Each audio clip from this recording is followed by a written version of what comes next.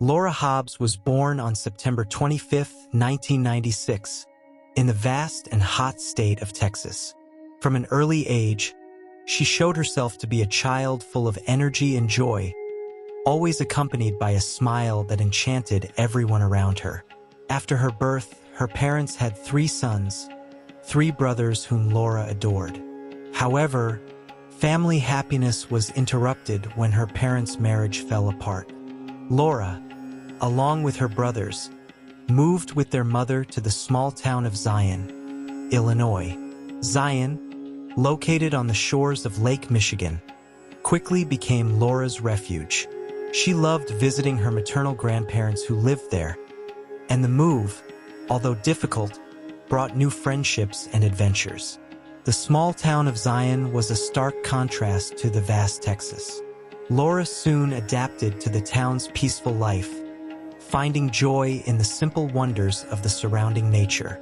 Her days were filled with trips to the lake with her grandparents, where she enjoyed watching the waves and feeling the fresh breeze.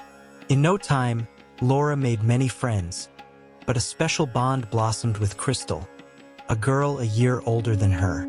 Crystal and Laura became inseparable, sharing secrets and laughter, and exploring every corner of the neighborhood together. In the spring of 2005, when Laura was 8 years old, her father decided to try to reconcile with the family. He moved from Texas to Zion, an effort to rebuild bonds and make up for lost time. On May 8th of that year, a special date marked by Mother's Day, the family decided to celebrate in a special way. Laura, her brothers, and her parents went to the lake for a day of fun, flying kites under a clear, sunny sky. The sense of unity seemed to have returned, and laughter echoed through the air as the family enjoyed every moment together.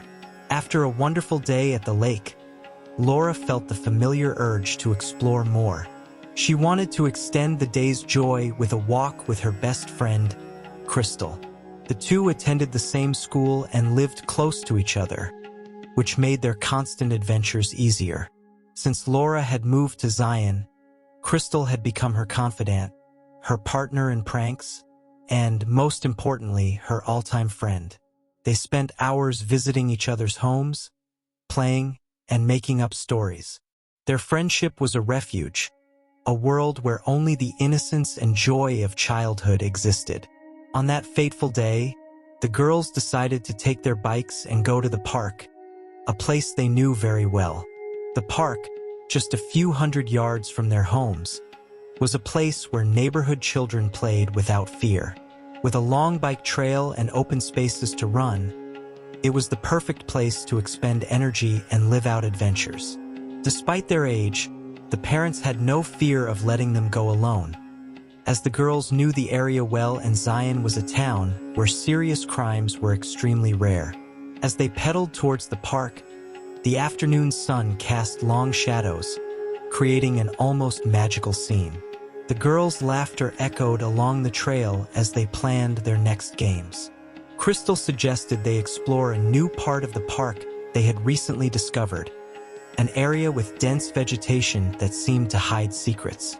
Laura, always the braver one, promptly agreed to the idea. They left their bikes leaned against a tree and ventured into the underbrush, unaware that the afternoon, which began with so much laughter and promises of fun, would take such a dark and unforgettable turn. Welcome to Spooky Stories. I'm Milo, your guide through the chilling and the unknown. Here, we dive into terrifying tales that will keep you on the edge of your seat. Join our community of thrill seekers, and let's explore the darkness together. On May 8th, 2005, the sun shone brightly over the small town of Zion, Illinois, as Laura Hobbs and her best friend, Crystal, happily pedaled their bikes. It was Mother's Day, and families gathered to celebrate. Laura, 8, and Crystal, 9, enjoyed the sunny afternoon with a short adventure to the local park. The park was a safe haven, just a few meters from their homes, a place where parents didn't fear letting their children go alone. At 3 p.m., the girls left home, promising to return for dinner. As the clock struck 7 p.m. and they still hadn't returned, their parents' worry grew. The initial search was led by the parents, combing the park and calling the girls' names. At first, it seemed like a simple case of losing track of time, typical of children playing. However, as the night shadows lengthened, panic set in. Neighbors and friends joined the search, forming a human chain that scoured every corner of the park and nearby streets. By 9 p.m., with the sky completely dark, it was clear something terrible might have happened.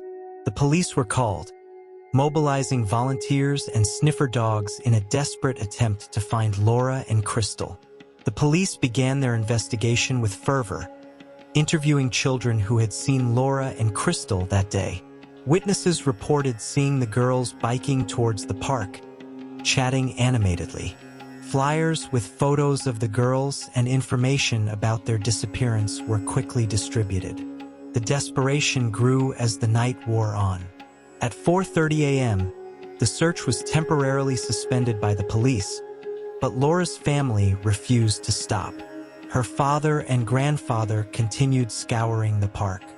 At 6 a.m., as the sun rose, Laura's father's horrified scream echoed through the park, marking the beginning of a tragedy that would shake Zion to its core.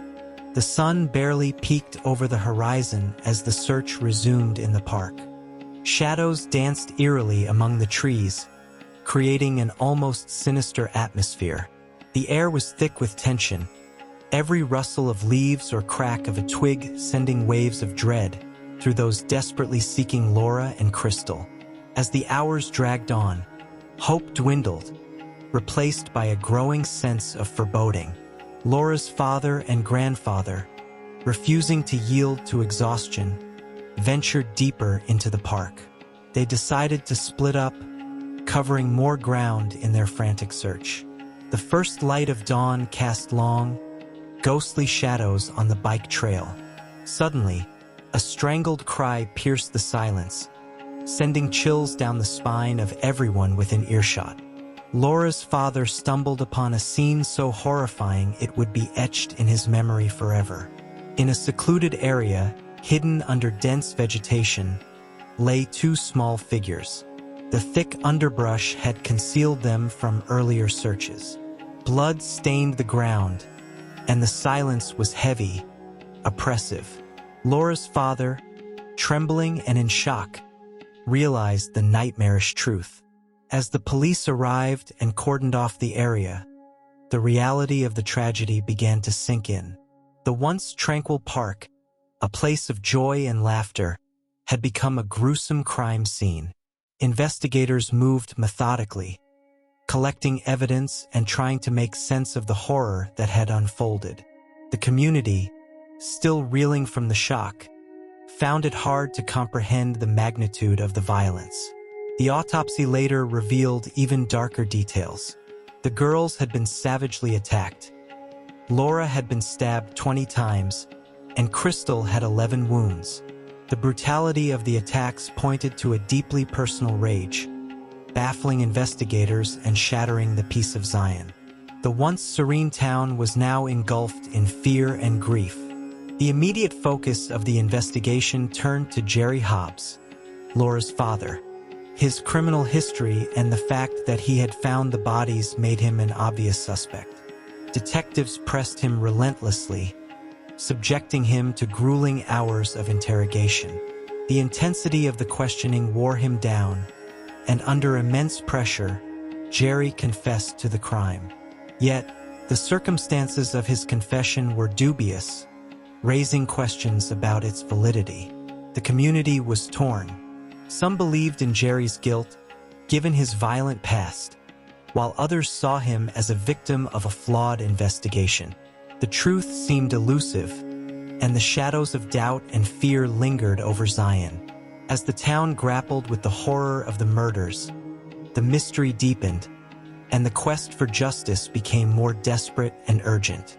Jerry Hobbs was interrogated by the police for over 20 hours without pause.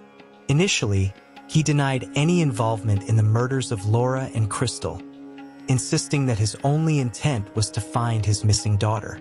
However, under intense pressure and without sleep for more than 48 hours, Jerry began altering his version of events. Eventually, he confessed to the crime, claiming he had found the girls in the park and, after a heated argument, attacked them in a fit of rage. His confession was recorded and signed, but there was something deeply wrong with his account. Jerry's wife and other family members were shocked by the confession. They knew of Jerry's aggressive temperament but couldn't believe he would commit such a horrendous act. The community was also divided. While some believed in Jerry's guilt due to his past, others saw the confession as a result of police coercion. There was a growing sense that the authorities were more interested in closing the case quickly than in finding the true culprit. During the period awaiting trial, new evidence began to emerge, casting doubt on Jerry's culpability. His lawyer discovered that the DNA samples collected from the girls' bodies had not been analyzed. When finally examined, they revealed the presence of male DNA that did not match Jerry's. These new findings changed the course of the investigation, leading to a complete review of the case and Jerry's release after 5 years of wrongful imprisonment. The community, now aware of the police's errors, demanded answers and true justice. In 2009, the investigation into the murders of Laura and Crystal took an unexpected turn when a series of attacks in Arlington, Virginia, caught the authorities' attention. Jorge Ayala Torres, a 21-year-old soldier, was arrested after a kidnapping attempt and a series of sexual assaults. During the search of his vehicle, the police found evidence linking him to these crimes, including a shoe with a sole pattern matching a footprint found at one of the attack scenes. The analysis of Torres's DNA revealed a shocking connection. He was the true killer of Laura and Crystal. Torres had lived in Zion at the time of the murders and was known to Crystal's family. Investigators discovered he had moved to Virginia after the crimes in Zion, where he continued his spree of violence. The discovery of his DNA on Laura's body left no doubt about his guilt, and he was formally charged with the girls' murders. Torres was sentenced to death for his crimes in Virginia and received multiple additional life sentences. In Illinois, he also faced trial for the murders of Laura and Crystal, where he finally confessed to the crimes in exchange for a transfer to a different facility. His confession brought some relief to the victims' families, but the pain of their loss and the years of injustice could not be easily erased. The community of Zion, while relieved at the closure, continued to mourn the tragedy and reflect on the failures that allowed the true killer to escape for so long. The release of Jerry Hobbs and the revelation of the true culprit sparked a wave of outrage in the community and national media. Criticism was directed at the police and the public prosecutor, whose fixation on a single suspect led to the wrongful imprisonment of an innocent man and allowed a dangerous killer to remain free. Detailed reports exposed the investigative flaws, from coercing Jerry's confession to neglecting DNA evidence analysis. The Hobbs family, especially Jerry, faced a long road to recovery. Despite receiving an $8 million settlement, Jerry's life never returned to normal. He struggled with addiction and reintegration into society, while his family remained fragmented. The case served as a painful reminder of the consequences of a flawed judicial system and the importance of thorough, impartial investigations. Torres, on the other hand, remained behind bars, awaiting execution. His case became an example of how violent criminals can go unnoticed when investigations are mishandled. The tragedy of Laura and Crystal not only shook Zion but also prompted changes in police practices and interrogation methods. Their story became a grim but necessary reminder of the need for true justice and the protection of victims. The years following the trials were marked by attempts at healing for the community of Zion. Memorials were erected in honor of Laura and Crystal, and the town united in a series of community events to remember the girls and promote child safety.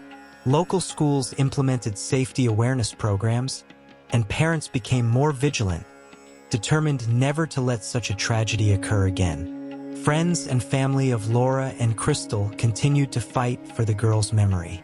Laura's mother, in particular, became a vocal advocate for victims' rights, working with organizations to reform the justice system and ensure the mistakes made in her daughter's case were not repeated. Her courage and determination inspired many and helped bring about significant changes in investigative practices and the treatment of victims and their families. However, the shadow of the murders still loomed over Zion. Some residents never fully overcame the fear and distrust generated by the events of 2005. Laura and Crystal's stories were passed down through generations, not just as a warning tale but also as a reminder of the community's resilience and the importance of fighting for justice. The small town, despite being scarred by tragedy, continued to grow and strengthen, determined to turn their pain into a catalyst for a safer and just future. The events that unfolded in Zion served as a case study for justice reformers across the country. Lawyers, police officers, and legislators examined the mistakes made in Jerry Hobbs's case, leading to significant reforms. Interrogation procedures were modified to prevent coercion, and DNA analyses became standard practice in homicide investigations. Zion's story became a clear example of the need for constant vigilance and the importance of learning from past mistakes. Jerry Hobbs, in his later interviews, emphasized the importance of true justice. He spoke about the traumas he suffered, not only from losing his daughter but also from the unjust treatment he received from authorities. His story highlighted the systemic flaws that can ruin lives and the urgent need for compassion and diligence in the justice system. Jerry became an advocate for reform, using his voice to ensure others did not face the same injustice. Meanwhile, the arrest and eventual conviction of Jorge Ayala Torres brought some relief to the victims' families. Justice was finally served, but the long and painful process left deep scars. The lessons learned in Zion resonated across the country, reminding everyone of the fragility of justice and the ongoing need for improvements. The community of Zion, while bearing the marks of tragedy, continued to move forward, more united and determined to protect its children and ensure their stories were never forgotten. The memory of Laura and Crystal lives on through the tireless efforts of their families and the Zion community. In their honor, parks were renamed, and annual events were established to celebrate their lives and raise awareness about child safety. Each year, the community gathered to remember the girls and reaffirm their commitment to protection and care for all children.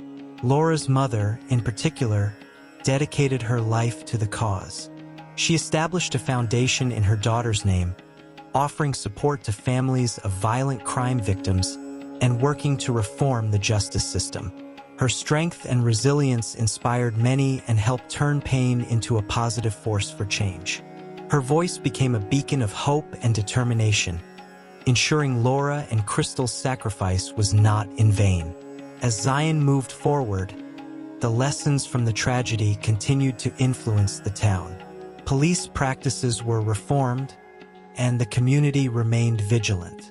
The legacy of Laura and Crystal, marked by the fight for justice and the strength of a united community, continued to resonate. The girls, though tragically taken too soon, left a lasting impact that helped shape a safer and more just future for all. Listening to this story forces us to reflect on the fragility of life and the importance of seeking true justice. What would you do if you were in the shoes of Laura and Crystal's parents?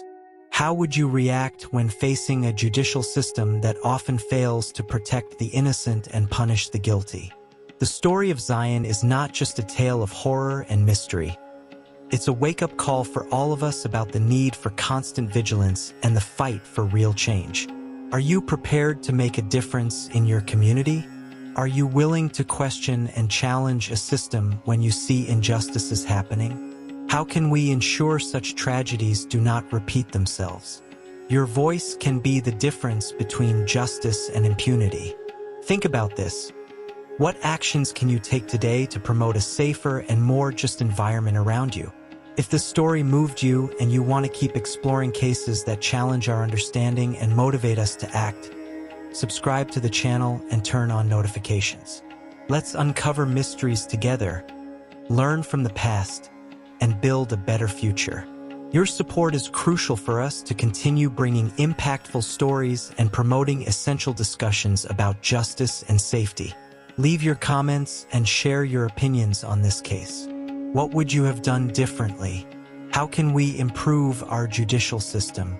We are eager to hear your ideas and continue this conversation. Meet Sarah. Like many of us, she used to dread bedtime. Hours spent tossing and turning, waking up groggy and irritable, and worst of all, her relentless snoring that not only disturbed her sleep, but her partner's as well. Desperate for a solution, Sarah tried everything. New mattresses, white noise machines, even sleeping pills. Nothing worked until she discovered our breathing for sleep routine. One particularly frustrating night, Sarah stumbled upon an article about the power of breathing to improve sleep. Skeptical but willing to try anything, she read about our breathing for sleep routine. A simple, scientifically backed method designed to clear sinuses, enhance breathing, and eliminate oxygen blockades. It promised to guide users through a simple breathing routine for the best sleep of their lives. Intrigued, she decided to give it a shot. As she began the routine, Sarah immediately felt her sinuses clear. She followed the step-by-step guide, learning how to breathe deeply and correctly. Within minutes, she noticed a significant difference. Her breathing was smoother, more relaxed. That night, she fell asleep faster than she had in years and, incredibly, stayed asleep all night. One of the most astonishing benefits was the end of her snoring. The routine included a simple breathing hack that stopped her snoring in minutes. Sarah learned that her habit of mouth breathing was activating her survival mode, preventing her from achieving truly restful sleep. By switching to nasal breathing, she deactivated this mode and allowed her body to fully relax. The next morning, Sarah woke up feeling refreshed and rejuvenated. She couldn't remember the last time she felt so well rested. Her partner noticed the difference too. No more middle-of-the-night disruptions from her snoring. The transformation was remarkable, and Sarah knew she had found something special. Sarah's story is not unique. Many others have discovered the life-changing benefits of our breathing for sleep routine. Imagine falling asleep quickly, sleeping soundly through the night, and waking up feeling fully rested. No more snoring, no more grogginess, just deep, restorative sleep. Are you ready to transform your sleep like Sarah did? Our breathing for sleep routine is easy to follow and starts working immediately. Clear your sinuses, enhance your breathing, and remove oxygen blockades with our guided routine. Say goodbye to snoring and hello to the best sleep of your life. Check out the link for this wonder in the description and the comments.